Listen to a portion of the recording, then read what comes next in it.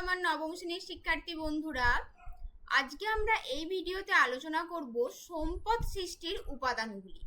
অর্থাৎ কোনো বস্তু বা যে সকল বস্তু প্রকৃতির মধ্যে থাকে সেগুলো কিভাবে বা কাদের দ্বারা সম্পদে পরিণত হয়, আর সেগুলোকে সম্পদে পরিণত হতে গেলে কোন কোন বিষয়ের সেক্ষেত্রে ভূমিকা থাকে। দেখো, সম্পদ সৃষ্টির উপাদান মানুষ, প্রকৃতি এবং সংস্কৃতি, এই তিনটি উপাদানের সম্মিলিত প্রভাবে আমাদের সম্পদ সৃষ্টি হয়। অর্থাৎ প্রথমে দেখো প্রকৃতি। একবার ভেবে দেখো, আমরা যে বস্তুগুলোকে সম্পদে পরিণত করছি, মানুষ তার জ্ঞান, বুদ্ধি, প্রযুক্তির বলে সম্পদে পরিণত করছে, সেই বস্তুগুলো কোথায় সৃষ্টি হয়েছে? প্রকৃতিতে।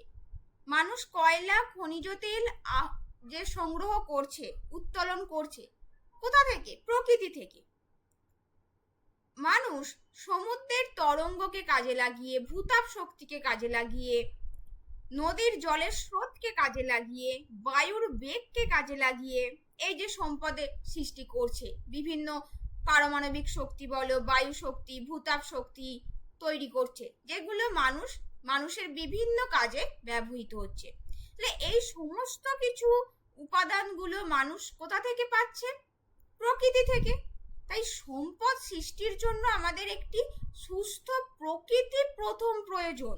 তাই প্রকৃতি তো নিজেই একটি সম্পদ, কারণ প্রকৃতি আমাদের এই পৃথিবীর সমগ্র প্রকৃতি যদি ধ্বংসপ্রাপ্ত হয়, সেখানে মানব সভ্যতা সহ সমস্ত জীবগুলি ধ্বংসপ্রাপ্ত হবে। তাই আমাদের প্রকৃতিকে একটা তার স্বাভাবিক ছন্দে রাখা, প্রকৃতিকে একটা সুষ্ঠুভাবে রাখা, সেটা মানুষের প্রথম প্রয়োজন। তাই আমাদের সম্পদ সৃষ্টির উপাদান প্রথম পয়েন্ট হলো প্রকৃতি। তাই দেখো, এখানে বলছে প্রকৃতি একদিকে নিজেই সম্পদ, অন্যদিকে প্রকৃতি সম্পদ সৃষ্টির প্রাথমিক ও মূল উপাদান। কারণ প্রথম তো আমাদের প্রকৃতির ভারসাম্য বজায় রাখতে হবে, যাতে প্রকৃতিতে প্রত্যেকটি উপাদান সেখানে ঠিকঠাক মাত্রায় থাকে, সেগুলোর সুষ্ঠু ব্যবহার হয়, আমাদের সেদিকে লক্ষ্য রাখতে হবে।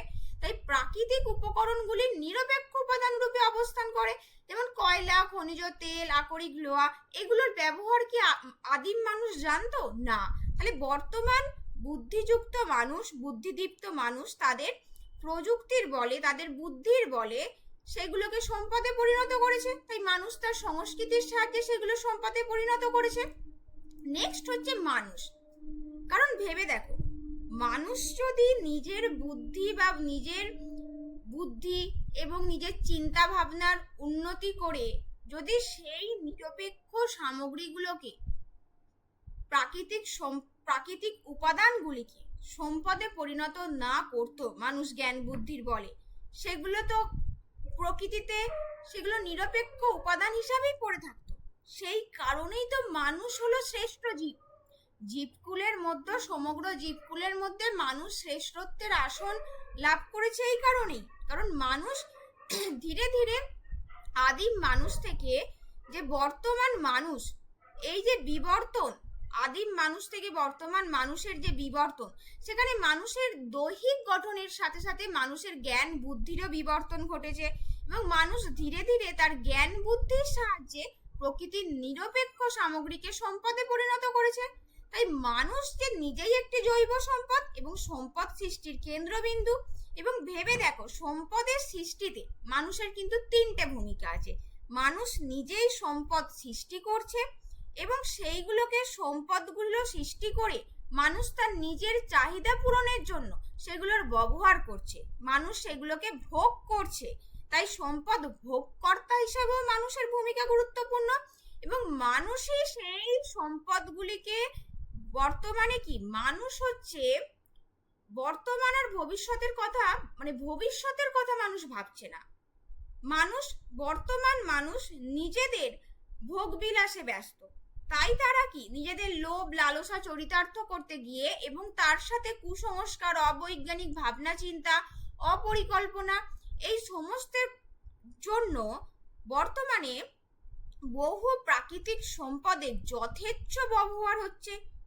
সেগুলো বিজ্ঞানসম্মতভাবে বা ঠিক যে উপায়ে পরিকল্পিতভাবে ব্যবহার করা প্রয়োজন সেটা মানুষ করছে না। সেখানে কি হচ্ছে, সেই প্রাকৃতিক সম্পদ বা আমাদের সমগ্র প্রকৃতি কোথাও একটা ধীরে ধীরে ধ্বংস হয়ে যাচ্ছে। প্রকৃতির যে একটা সুস্থ ভারসাম্য সেটা বিঘ্নিত হচ্ছে। তাই মানুষকে আমরা সৃষ্টিকর্তাও যেমন বলবো, ধ্বংসকর্তাও বলবো। তাহলে প্রথম সম্পদ সৃষ্টি করলো, তারপর সেই সম্পদগুলিকে ভোগ করলো এবং শেষে সেই সম্পদ ধ্বংস হচ্ছে। তাই মানুষের ভূমিকা কিন্তু তিনটি: সম্পদ সৃষ্টিকর্তা, ভোগকর্তা আর ধ্বংসকর্তা। নেক্সট পয়েন্ট হলো সংস্কৃতি। সংস্কৃতি বলতে কি? মানুষের জ্ঞান, বুদ্ধি, তার কার্যক্ষমতা, প্রযুক্তিবিদ্যাকে আমরা বলবো, অর্থাৎ মানুষের যে জ্ঞান বিজ্ঞান।